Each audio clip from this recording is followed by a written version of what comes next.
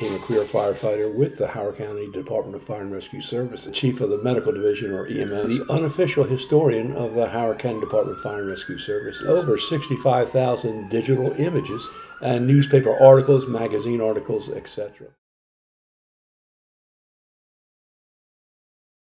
Episode: A little bit of history goes up in smoke.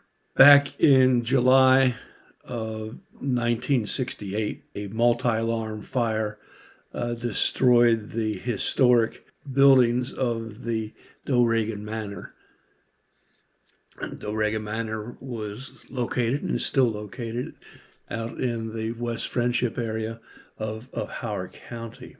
The main building itself, the plantation, was built in 1727 and consisted of about 13,000 acres that it was centered on.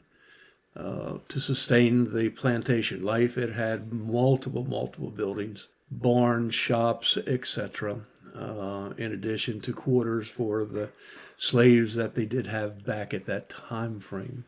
Many of these buildings existed up until 1968. In addition to the main house, the mansion itself, Doe Manor, was the home of Charles Carroll of Carrollton, one of the original signers of the Declaration of Independence. It was quite noted that many individuals would visit the plantation of Charles Carroll to, talk politics, etc.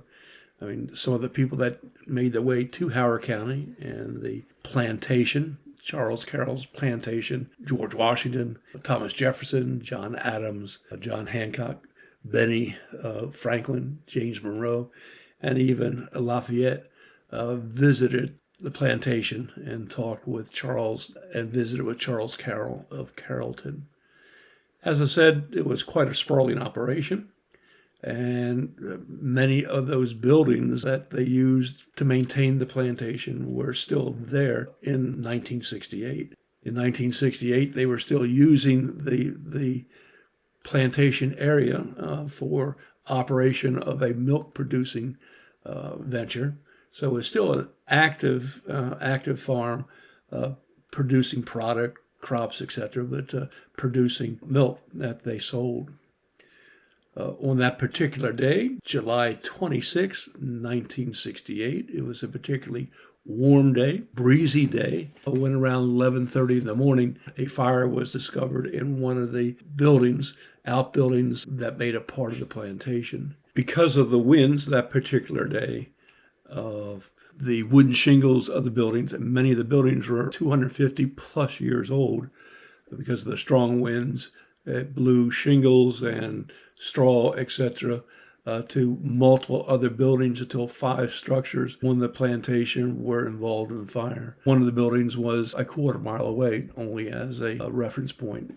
They used water from a couple of the ponds and also used water from a hydrant on Route 40 at Pond Orchard Lane. So water was a challenge initially, but then they did have enough water to fight the fire. As noted, 5 barns did burn. There were no animals that were injured. Firefighters were able to remove any livestock from the buildings and free them into the pastures. The fire itself caused over $100,000 in damage, and that's $100,000 in 1969 dollars. So I'm sure that in today's dollars it would be much greater. And as stated, that some of the barns and structures, irreplaceable, were over 250 years old. There were machine shops. There were barns used for livestock. There were buildings that were used to store hay and other farm implements. Firefighters continued to fight the multiple fires on the plantation until about 4:30, when fires were under control, not out, but under control. I was on this particular call. I was on the second unit or third unit in and stayed for the duration. The structure that I was assigned to was the one that was about a quarter mile away from the main fire. And again, some of the buildings on the plantation were built in 1710. So again, these were buildings of great historic value. And after the fire, all that was left was either the stone or the brick that had once created the structures.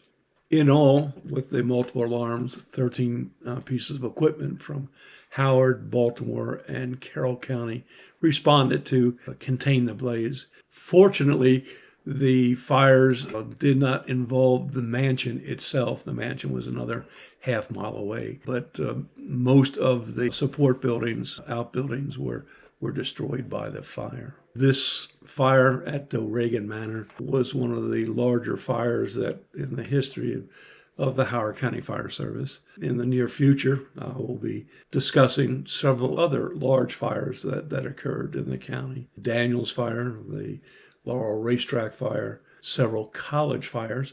In fact, the St. Charles College that Charles Carroll had donated the land and funded much of his own money into building was right across the street from the plantation, and that burned in a rather spectacular fire also. So in the near future, we'll be discussing some of the other large fires in the county. Unfortunately, many of the large fires that we'll be discussing are ones that were of historical significance, destroying buildings that were several hundred years old and building articles and furniture that can never be replaced.